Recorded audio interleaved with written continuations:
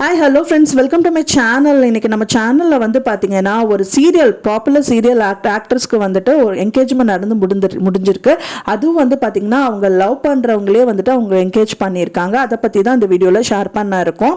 இப்போ வந்து பார்த்திங்க அப்படின்னா மெயினாக சுந்தரி சீரியல், அப்புறம் அன்பேவா சீரியலில் வந்துட்டு மெயின் ரோலில் வந்து லீட் ரோலில் நடிக்கிறவங்க தான் வந்து ஸ்ரீகோபிகா. அவங்களுக்கு தான் வந்துட்டு அவங்க லவ் பண்ணுறவர் கூட என்கேஜ்மெண்ட் நடந்து முடிஞ்சிருக்கு. ஸ்ரீகோபிகா பார்த்தீங்க அப்படின்னா அவங்க 2 சீரியல் வந்து இப்போ ரீசெண்டாக நடிச்சிருக்காங்க. ஒன்று வந்து Anbe Vaa serial and then Sundari serial. Sundari சீரியலை வந்து கார்த்திக்கு ஒய்ஃபாக வந்து நடிச்சிருப்பாங்க, அவர் லவ் பண்ணுற ஒய்ஃபாக நடிச்சிருப்பாங்க.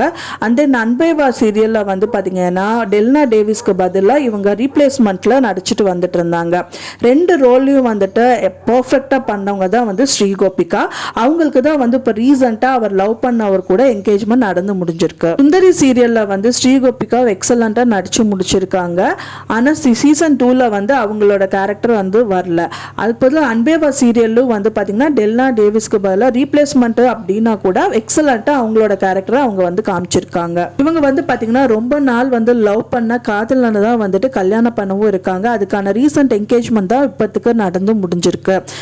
ஃபியூச்சரில் வந்து எப்போ மேரேஜ் அவங்களுக்கு அப்படிங்கிற வீடியோவை நான் கண்டிப்பாக உங்களுக்கான தகவலையும் வந்து கூடிய விரைவில் வந்துட்டு உங்களுக்கு நான் போஸ்ட் பண்ணுறேன்.